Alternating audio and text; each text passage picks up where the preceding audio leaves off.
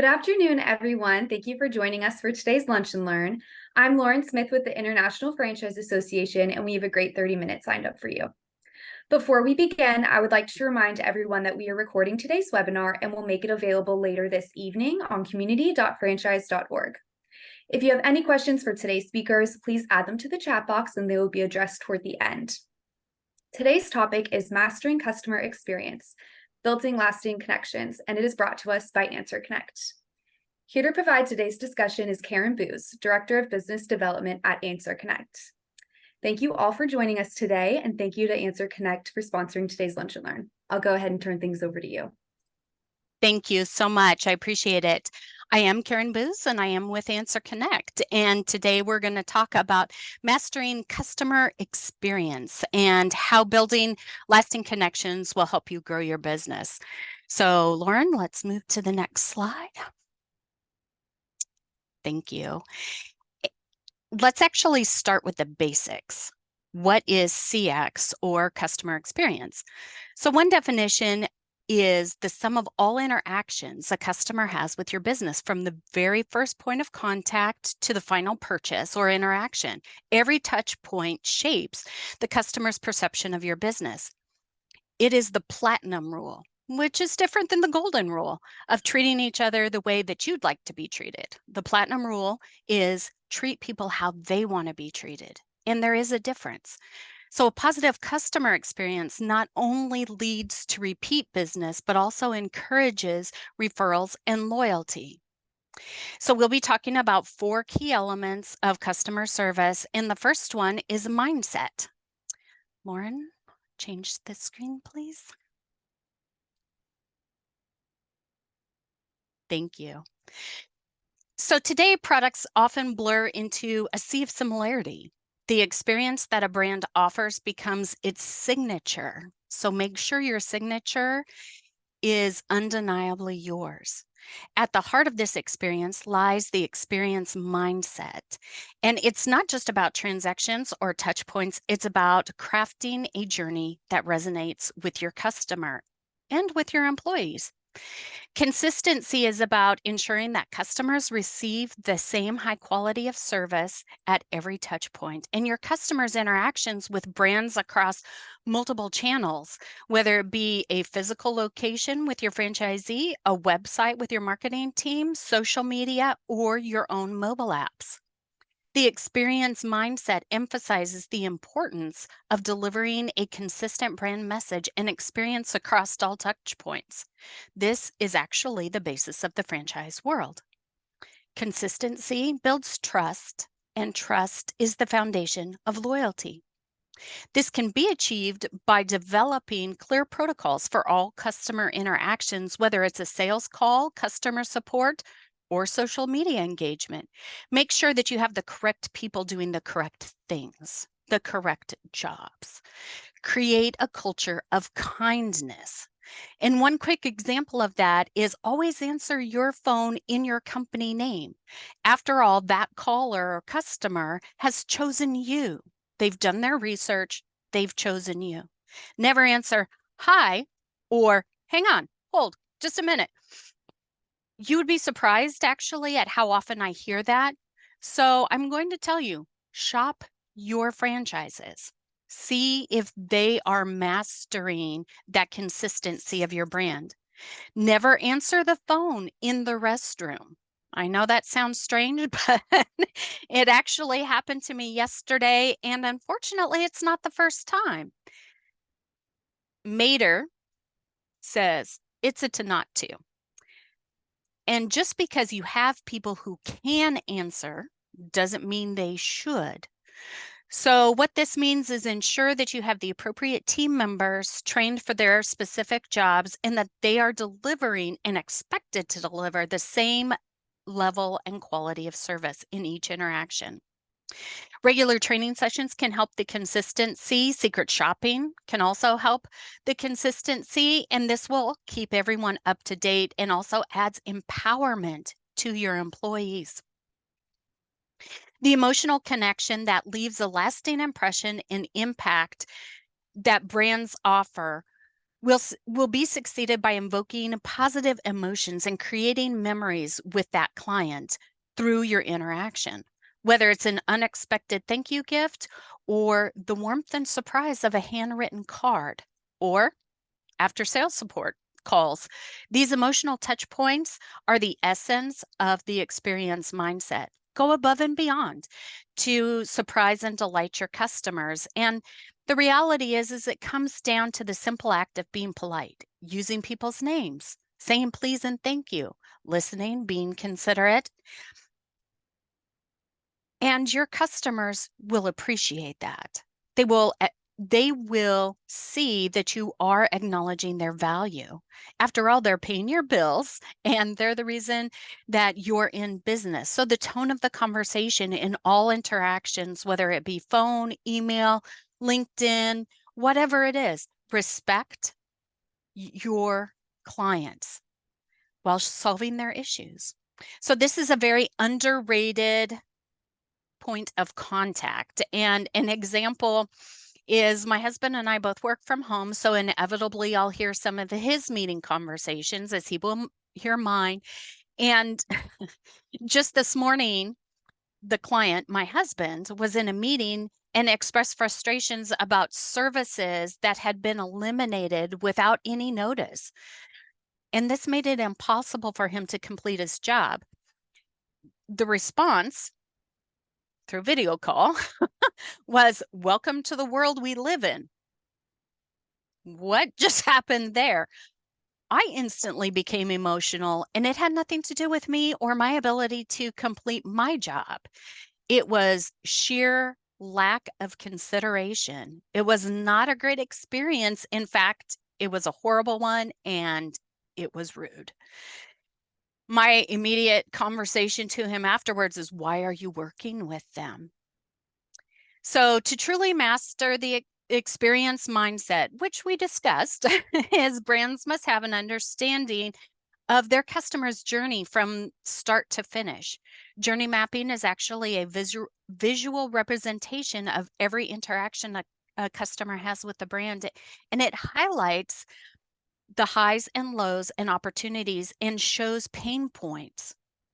One of the ways that you can do this is by having new employees walk through the journey. And this is a did you know question.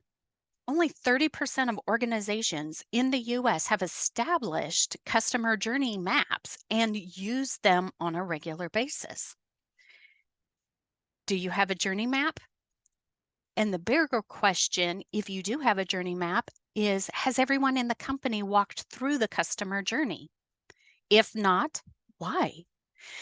The walk through the journey will assist in awareness and loyalty and all the steps in between that your client goes through. Actually, having new clients walk through this journey is a great way to train them, but it also ensures that new employees will learn about your company and they can actually report pain points. It's literally walking through the client's shoes. So I spoke to a team member many years ago, and this is when we started to implement our own customer journey. They wanted to shadow the sales process. And of course, I said yes. And I asked them questions such as, how does our company get the leads? They had no idea. I said, have you been to the website? They said no. I said, do you know how much our pricing is? They said no. And I said, have you used the apps? Have you downloaded them? Are you using them? And the answer again was no. How can we serve our clients if we haven't gone through the process and are masters of our own service and skills? If we're not on our web page, what happens when somebody asks us about the web page? So when service teams operate with a customer service mindset, it means they're not only solving customer issues, they're actually proactively trying to find those issues to invoke a better overall customer experience. And the reason they can do that is because they've been through the process. The experience mindset is more than a strategy and should be part of your philosophy. It's about sharing all of your business interactions and bettering them for your customers. This should be shared at the corporate level all the way down to the franchisees and their employees. It will also help empower them, which on the next slide, Lauren, we're going to talk about in the relationship mindset. The relationship mindset, is not just a concept. It's a transformative approach that reshapes how individuals and organizations interact and communicate with each other. At the heart of any relationship, be it personal or professional, lies the ability to actually address and resolve potential issues and existing issues. Problem solving in the context of relationship management isn't about finding quick fixes, but understanding the cause root, collaborating on solutions, and then ensuring that those solutions and resolutions are strengthening the bond with your client. It's okay to say, "That's a great question. Let me get back to you." My question to you is, when was the last time your company proactively checked in with your existing clients? The team that I work with has been set up to proactively reach out to our customers, and they do that about 6 weeks into our relationship. They check the scripts, the minute usage. Are they using us? Have they started the process? They ask, "How are we doing for you? And is there anything we could be doing better?" Clients love that. Franchisees would love that. And in fact, what this has shown historically over the last 15 years is that over 10% of my personal business is through referrals because of the proactive connections. So viewing customers as people and opportunities to deepen trust and mutual respect. Let me say that again. Viewing customers as people, not opportunities, will grow trust and mutual respect. So empowerment is a very powerful tool in the relationship mindset. It's about enabling trust between both parties, your employees and your clients. But this distinguishment between yes and no is crucial. Yes fosters a sense of trust and encouragement. Yeah, go try it. Let me know how it happens. Let me know what the result is. But no can often be necessary when talking to new franchisees or clients for setting boundaries. However, the key is the delivery and the intent. A no delivered with understanding of best practices, clear rationale can be as empowering as a yes. It's about making informed decisions. And this does not mean yes, let me know how it goes. Like, try everything. Because if you do that, you no longer have best practices. So one example would be a customer asking for a service that's outside of the best practice. Now, while we're looking into a customer-centric relationship, if you work outside of the best practices for your business, do you accommodate each one after that? If so, you have lost your best practices. So there are ways to work with the clients by sharing comments like, historically, that's not been a great fit, or we've not been successful doing what you're asking. Setting the expectation of, I hear what you're asking, but historically, this has not been been a great fit, and then providing them a solution sets great expectations and generally leads to a yes. But sometimes saying no and providing alternative options really leads you to the miracle on 34th Street. Because if you can't help them, but you can provide them information with somebody who can, it's a win for everybody. So the positive atmosphere, excuse me, plays a pivotal role in shaping our interactions. The relationship mindset emphasizes the importance of cultivating a positive environment, both for your employees and your clients, your franchisees and their clients. This open communication delivers mutual respect and appreciation. Both parties will thrive.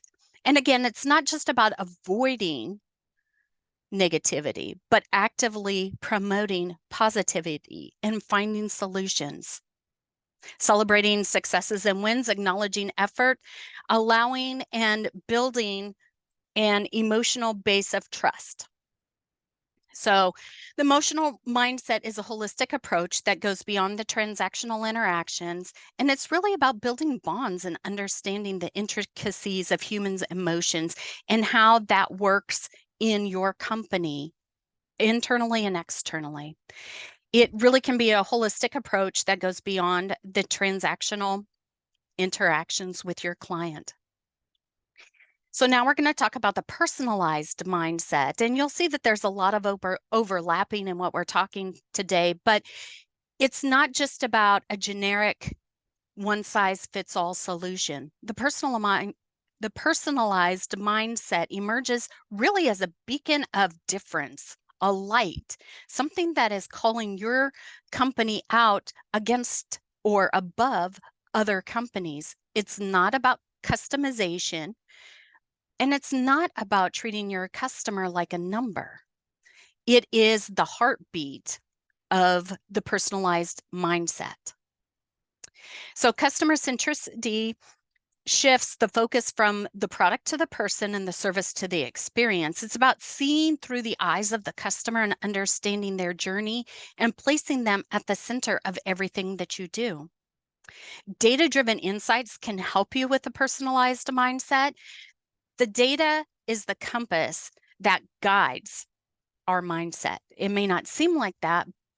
It may not seem like that, numbers versus people, but it's not just about collecting data. It's about deriving meaningful insights from that data. The insights will provide deep understandings of customer behaviors, preferences, and patterns, and you'll be able to utilize that to predict future trends. When used effectively, that data becomes a powerful tool and actually enhances the personalization with your client. So as we move on to tailored solutions, we recognize that each customer has individual and distinct needs, and they want to seek and really address those because it's my world. Myself as a customer wants to work with you, believe it or not. They chose you. And so by tailoring the solutions, by offering a bespoke offering, you keep the customer and the business aligned because you can offer product recommendations. You can even personalize content to social media or an email or a handwritten note. And this really elevates the customer experience. So the personalized mindset in the end is really more than a strategy, it's a philosophy. And it recognizes that individually, each of our customers really want to be valued in every interaction. This leads us to the service mindset. Lauren, if you'll change, thank you. The service mindset is the cornerstone of exceptional experiences. Transactions today are often reduced to clicks, swipes, check boxes, and the essence of genuine service can sometimes be overlooked. How many interactions can we get through? Well, the service mindset is not just about fulfilling that task, getting through the process. It's about the attitude and approach. And you don't have to slow down necessarily, but it's the care and approach and the genuine interaction in which this mindset is serving. The primary role of assisting customers is to assist. It's pretty easy, but true assistance actually goes beyond addressing the question or completing the transaction. It's really about understanding the needs and actively listening and offering solutions that are going to resonate with your customers' experience and their requirements. And it's actually polite behavior. I recently upgraded my internet last week, in fact, and I'd been with the company for 15 years. And I got an email that said, hey, here's a new client special. I thought, great, I'm going to go to it and ask the chatbot if I can get that same price. And of course, the chatbot said no.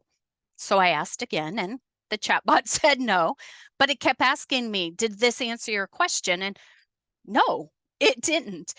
And I got a little frustrated. So I called and I actually waited on hold for 10 minutes, which is a long time for me.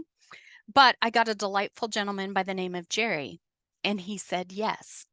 And the thing that really changed this interaction was Jerry said, I see you're a valued customer and would be happy to accommodate your request. So the speed of my internet is now double. My bill is $5 lower, which doesn't seem like a lot, but speed and money and interactional conversation means that they didn't lose a customer, but instead they invested in a client who is actually telling you a story today. And for the record, it was Ziply. The businesses that prioritize genuine assistance also transform ordinary interactions into meaningful engagements, and they leave a lasting impression. So thank you, Jerry. Patience. Now, patience isn't just a virtue, it's a necessity.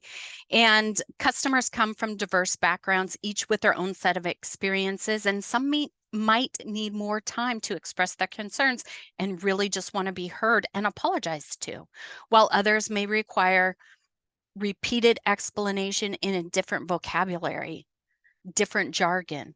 I spoke with a gentleman this weekend and I asked him what CRM he was using, and he said, I'm sorry, I have no idea what you're asking for. Light on my head. And the internal jargon can can create a feeling and cause them to feel less than. When I said, oh, Thrive or ServiceMinder or Client Tether, he understood exactly what I meant and happened to be using one of them.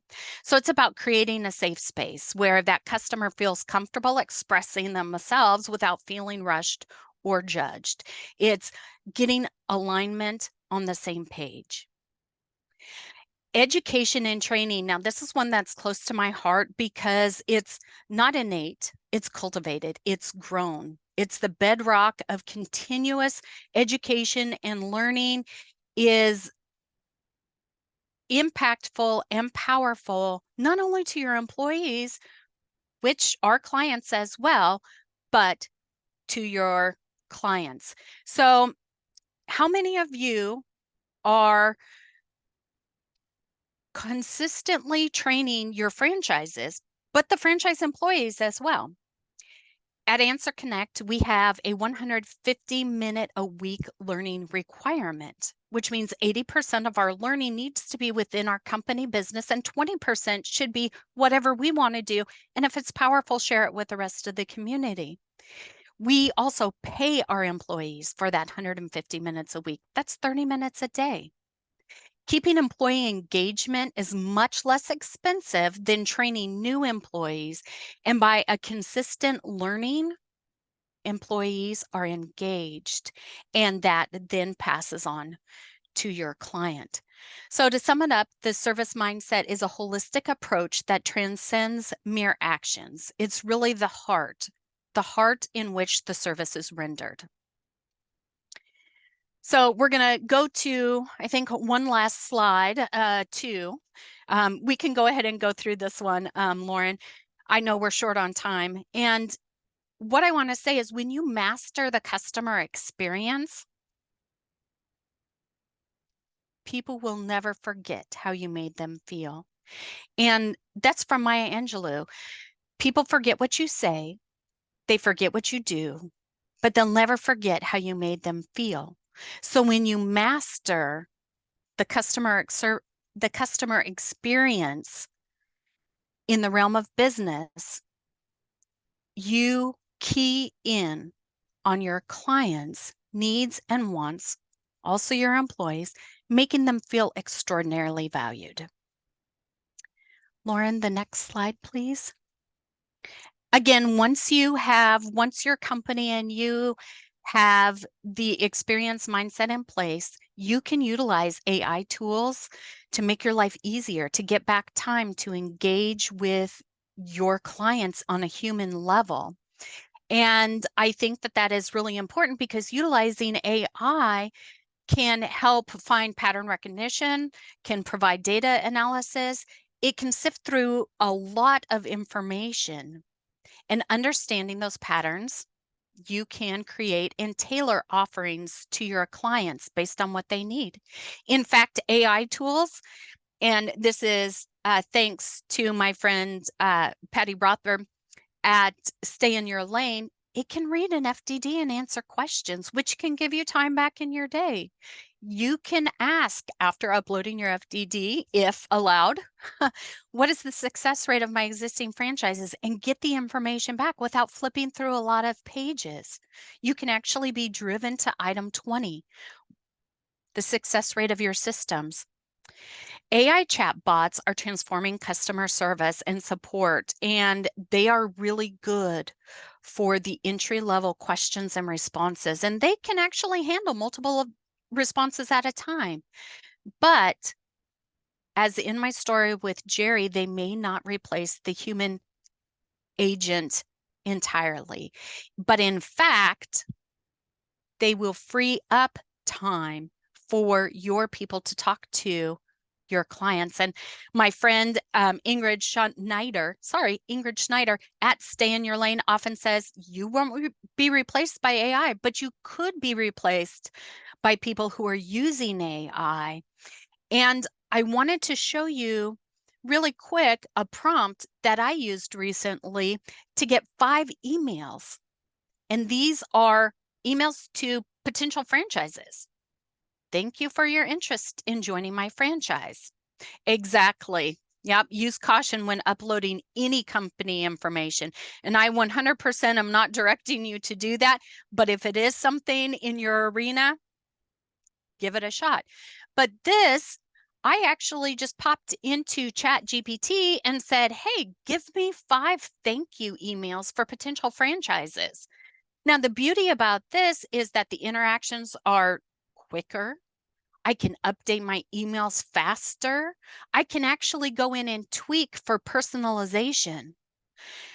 Between ChatGPT and voice assistants like Siri and Alexa, you can actually add a smooth personal assistant without an additional cost that you and your team if using it, can ensure that your next meeting, you're on time. You don't forget to send those emails, and potentially you don't forget to pick up the milk on the way home. So AI is not just a tool, it's really transformative in the world that we live in and will become more and more powerful in the world of customer service. It will give us new insights. It will sift through data. It can quickly give us new information in our connections with our clients. So AI can also read threads and provide responses, again, depending on your company policy. I'm not telling you to do this, I'm just giving you an idea. You can actually have AI learn your voice and help you respond. Again, all of these tools and ideas and mindsets, the real focus is on your customer journey, how they interact, how they find you, how they're treated, how they relate to you, and then how they go out and are an evangelical preacher for your company. So that wraps me up to the end of our presentation, and I apologize for the delay in start. It was a technical issue on my side. If you're still here and you have any questions, I'm definitely open to them. But Lauren, I'll give you control back and we'll see what. Thank you, Karen. We do have time for one question. How do you measure the success of an improved customer experience? That's a great question. Some of the things that we like to do at AnswerConnect is customer satisfaction scores. It's actually measured through post-interaction surveys. Customer effort scores is another thing that we look at. How much effort does the client have to put into getting their issue resolved or interacting with us? And then, of course, the customer churn rate. Are people coming on? Do they have good expectations? Is the sales team aligned with best practices, or are they just leaving? Of course, we want to see an increase in that, but a decrease could also give us data to help us refine our sales product process as well. So the customer retention rate is also one of the last ones that we would be able to, provide for measured success. A lot of CRMs offer it, and you should be able to talk to your CRM to get that information downloaded for you. Awesome. Thank you so much. I think that's all the time we have for today. Thank you so much, Karen. This was excellent content and excellent feedback from all of you. We really do appreciate it. Thank Again, this you. webinar was recorded and along with the presentation deck will appear on our website early this evening. You'll be able to find that at community.franchise.org. Thank you very much again to Karen and the AnswerConnect team. And again, thank you to everyone for tuning in. Have a great rest of your day. Stay safe and healthy. Bye. Thank you. Bye.